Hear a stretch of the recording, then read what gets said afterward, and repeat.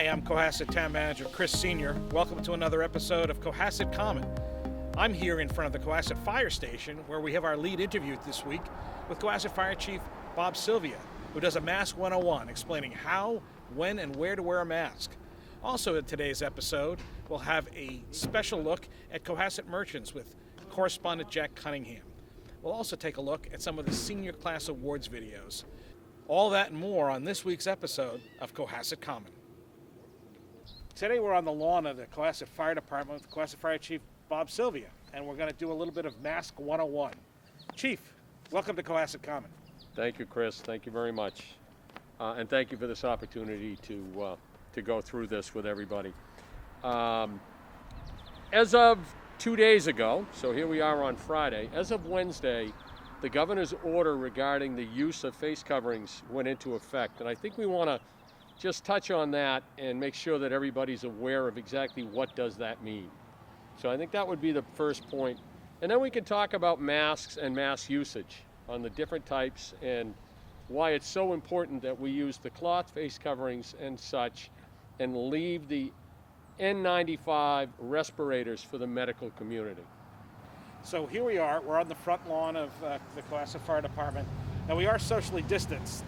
We're more than 6 feet apart. We haven't just come off a race. We're not, sneezing or coughing. But we do both have our coverings. I have my one that goes over the ear. You have the same. You have mine ties around a little bit. Yours is a little different. And the point of these is to protect the community at large. Correct? So the idea of wearing a face covering is not about protecting yourself as much as it is protecting others from you. The idea of the virus is spread through droplet spread, and by wearing that face covering, the chances of you spraying droplets are greatly decreased. So if you were to cough or sneeze wearing your face covering, it would in fact collect that.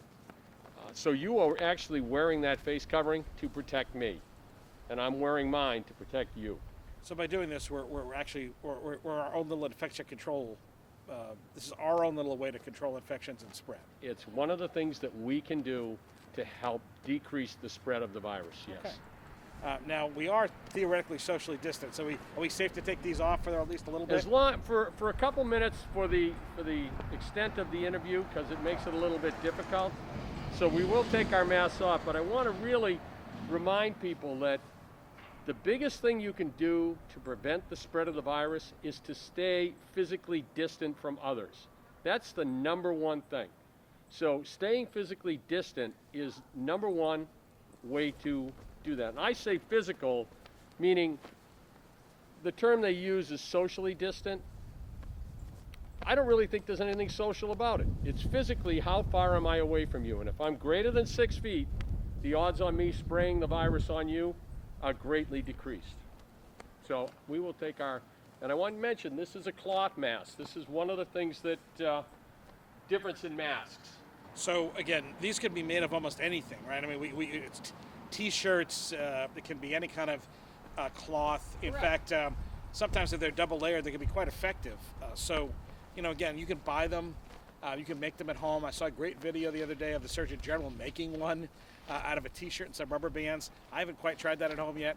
I actually have a one from Goodwin Graphics, but there are others that you can buy or make. So you have another example, looks like, Chief. So yeah, so something as simple as a bandana. What you're looking for is a couple of layers of cloth. So something as simple as a bandana, and I'm sure we all have done this at one point or another, and just tie it around your face. Simple as that.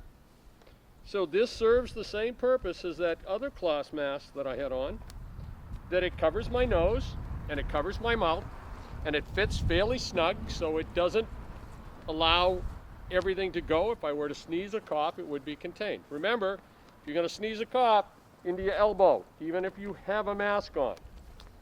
Is a mask, again, a face covering, is meant to cover your nose and your mouth. So it needs to do just that. So this is the proper way to wear it. It doesn't mean pull it down on your chin and cover your mouth and don't cover your nose. Or, this is the one I love, put it down on the bottom so that you can pull it up if you're going to be within 6 feet of someone. If you're going to be, and again, if you're going to be indoors, if you're going to be in a building, you need to have your nose and your mouth covered at all times. And you can actually, under the governor's order, you can be refused or denied entry into any building if you do not have a face cover. So that's part of the order that came down from the governor. So when you go to the supermarket, you go to the drugstore, or any other essential business that's open, you must wear the face covering while you're indoors. And it's also good to wear this when you're out generally. I mean, again, we're socially distanced. You could be walking the dog, which I was earlier. You can run into people. So you're probably better off having this on if you're going to be out running into other people. And again, just pop it on and there you go. So, cover your nose and your mouth and there you go. So this is slipping off a little bit, but there we go. And then walk the dog or go. Now, particularly if you're running, I walked by someone the other day who was running. Now, you're expelling even more when you're running, and having some kind of a mask could be kind of a pain. I fully understand, but you're also expelling a lot more particles than if you're just walking. That's true. So we should be careful when we're doing that too. So now I know you have a little bit. You got a bag there, so you got a few more things to show us. I got a bag full of stuff. So before I even get to this, though, I do want to mention what Chris just mentioned was very simply, you're out for your walk, and again, we're still under a advisory that says stay at home unless you need to go out for something essential. I know it's been a month and a half and everybody is starting to get some quarantine fatigue, but up until May 18th, we're still under this same advisory to stay at home unless you have to go out for something essential. And we talk about essentials being to go out to the grocery store, to go out to the drugstore, to go out to get something else that you need. Not just to go out and about. And the problem, as I say, I see people that are out riding their bikes, walking, they're all on sidewalks, or even running. And everybody's trying to stay socially distant. So now what I see is, even on a busy street, people are trying to stay separated by walking out into the middle of the road. So unfortunately, one of the things that we've noticed is because of the lack of traffic on the roads, people are driving faster than they should. Please be careful when you're behind the wheel. Remember that people that are even on sidewalks are trying to socially distance themselves from others, and they may step off the sidewalk, and if you're traveling too fast, we don't want to have something horrible happen. So give the people that are out walking, running, riding bicycles some berth. Understand that you need to, slow down, take it easy, and give them some space. That being said, Chris, yes, we have in my little bag. So we talked about cloth masks and what a cloth mask is involved with. And again, a friend of mine made this one for me with my Boston Red Sox logos and the ear loops and everything else. So that's a cloth face cover. Also in the bag, I have a couple more examples of cloth face covers. Again, this one was made by some folks in Cohasset that are actually selling these so that they can make enough money to buy more materials and make more masks. And this is being done by our volunteer group, Chris. The Cohasset Community Network. The Cohasset Community Network. So through them and through their site, you can get access to buying these masks, and I would really, these are kind of neat because the way they made them, they actually made them with a pocket that you can put a little filter in. So you can take like a coffee filter or whatever and put it in there and help that. It brings the level of the cloth mask up a little bit. But again, these are double layers of cloth, and if you put that little filter in, it works even better.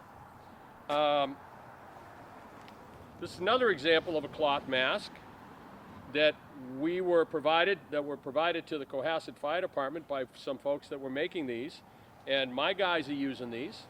And again, it's a little bit heavier material, a little heavier cloth, and it's a little bit more awkward to wear because of the two straps, but there's nothing that says you can't wear it. Excuse me, I've got it on upside down. That's not good.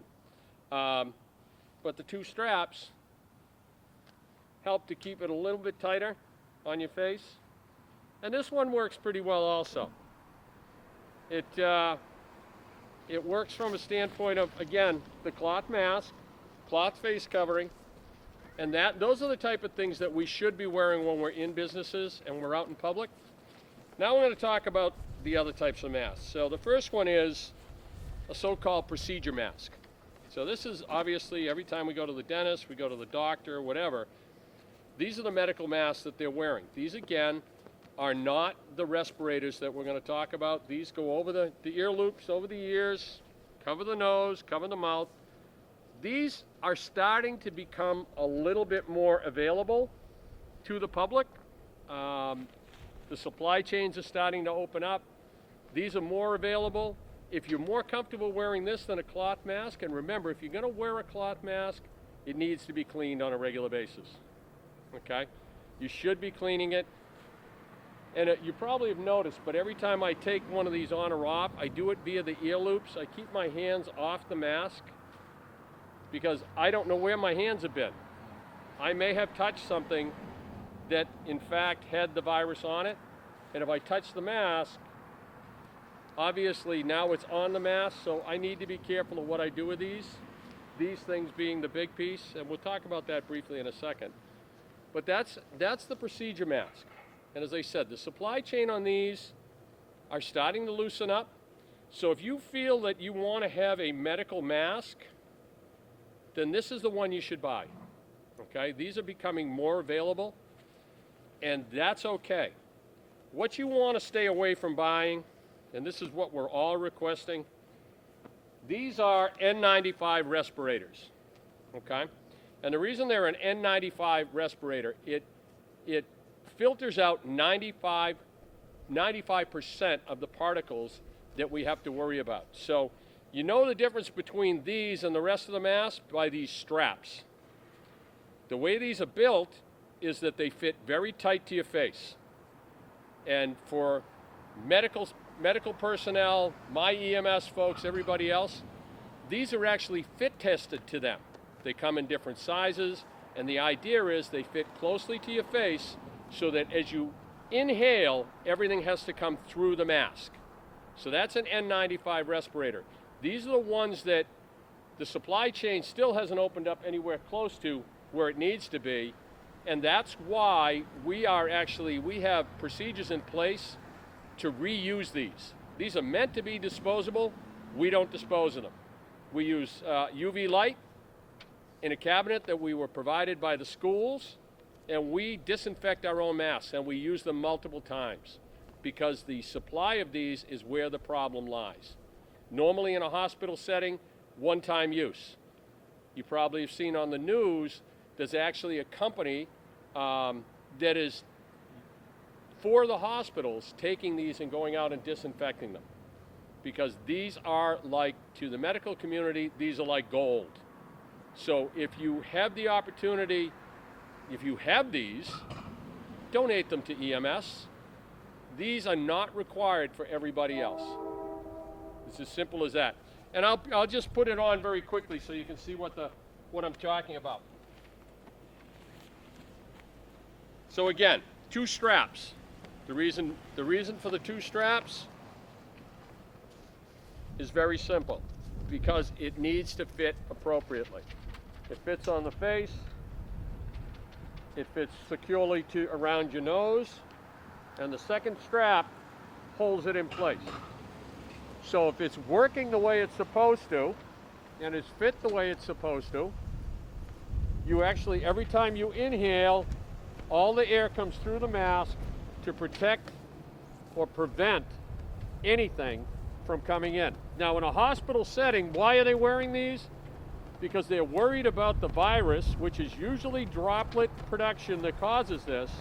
In a hospital setting, that same virus can be aerosolized into smaller particles. And that's why medical personnel have to wear this, so they don't inhale the virus. Again, these are N95 respirators.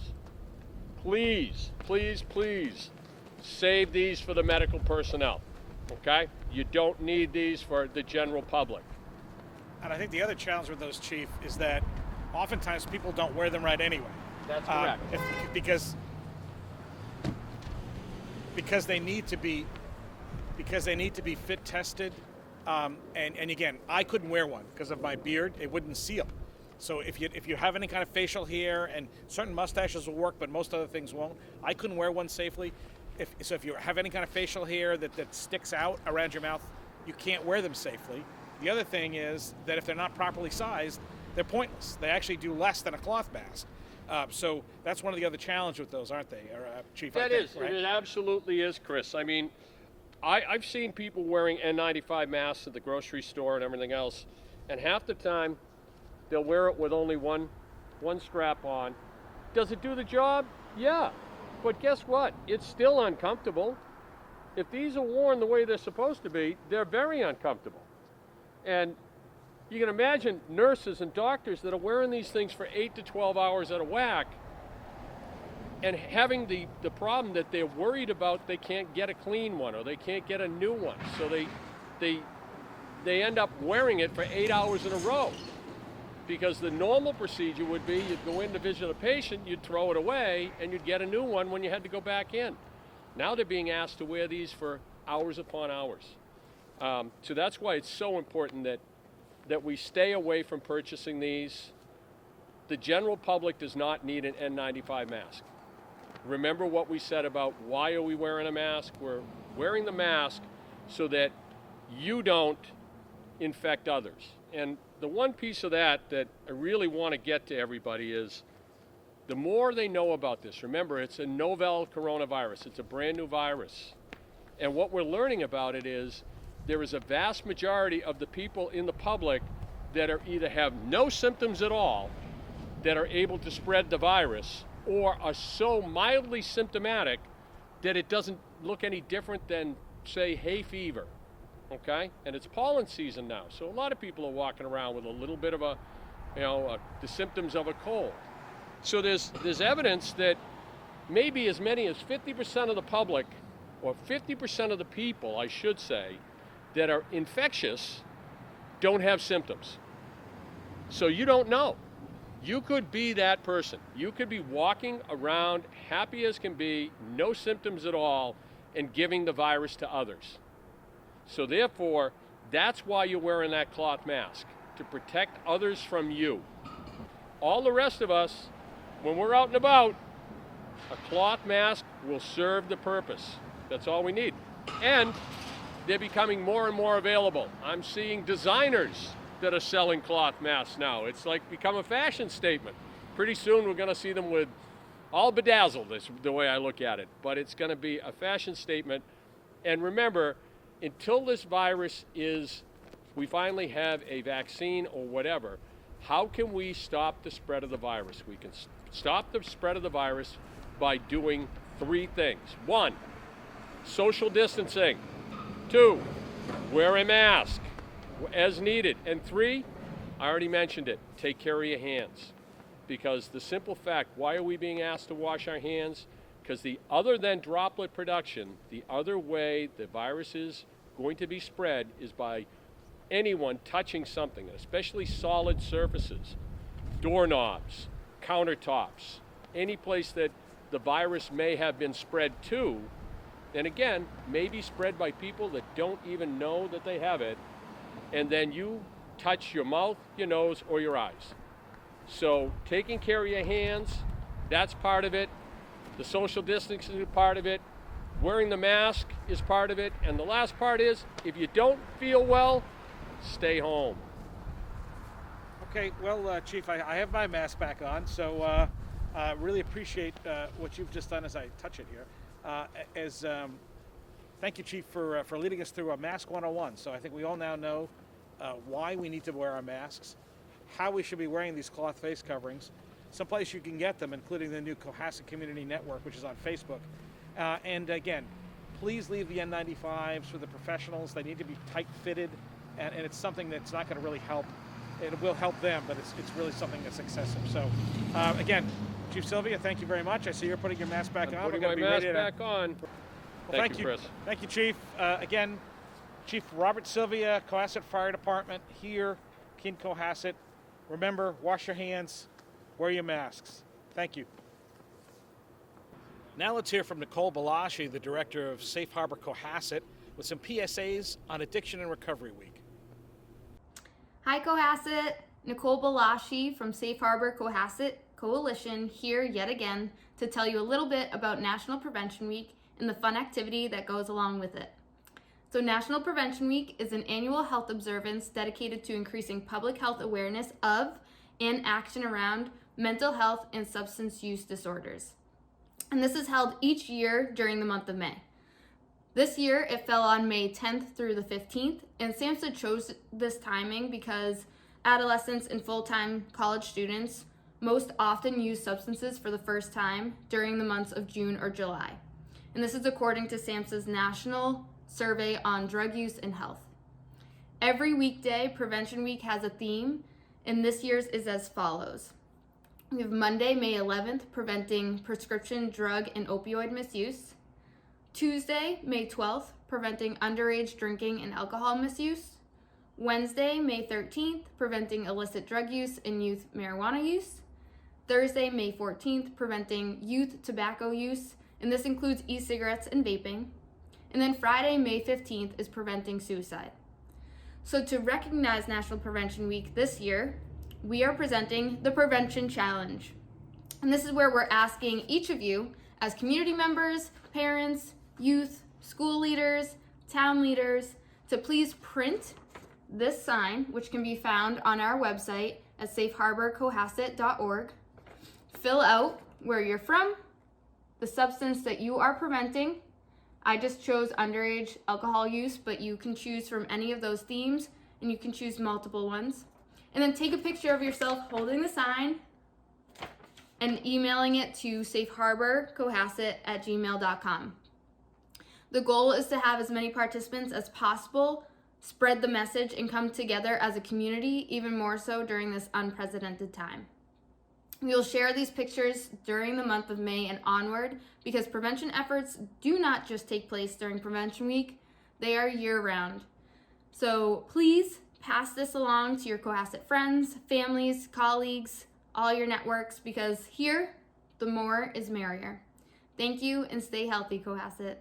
Well, it's certainly been a challenging senior year for the class of 2020. Senior Awards Night is still going on virtually. Let's share some of the videos from that program. Running to the Council on Aging and filming talks. He's been here, he's been there, you've probably seen him all around the place. At the Cohasset Library for author talks. He's here, he's there, he's everywhere. He's a superman. Each year, we have the honor of recognizing a student who has gone above and beyond their responsibilities with us and is going to continue their education in film, broadcast, media technology, journalism, or related field. This year, I'm proud to present the Cohasset 143 TV Scholarship Award to Mr. Charlie Cunningham. Thank you, Charlie. Good luck at UMass Boston. And don't forget to stop in on occasion, say hello, grab yourself a handful of candy. I know you will. Our next segment features correspondent Jack Cunningham with Chamber of Commerce President Larry Corthell talking with some of Cohasset's local business owners. Goodwin Graphics has shut down.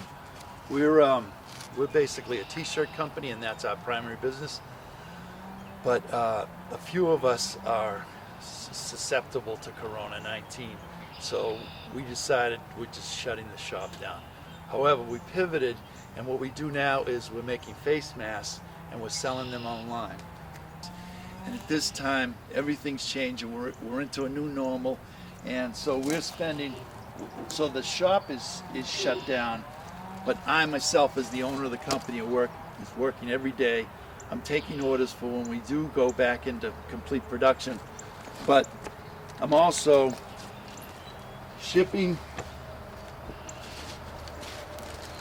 printing and shipping face masks by the thousands. There's a batch we just got in today. We're getting them in as soon as we ship them out. We get more in. And I just would like to tell everyone out there that this is not a joke. It's a pretty serious matter. My wife's the public health nurse in town, and she's very busy. And it's important that we follow the protocol of staying 6 feet apart and wearing masks whenever you're out in public. And we're here for good. Yes, so we are doing a little takeout from the Red Lion with a selected menu for takeout. And then we are planning on reopening the Old Salt House for takeout, and hopefully, once we can, reopen the patio by next week, which will be the week of the May 16th, with a wonderful menu as Art D'Alessandro is back in the team to cater to the town of Cohasset and the surroundings. So thank you so much for the support to all the community, and hope to be back as soon as possible. And again, special thanks to Chief Bob Silvia and the entire Cohasset Fire Department for all they're doing for us. Thanks, guys. Thank you, Chris.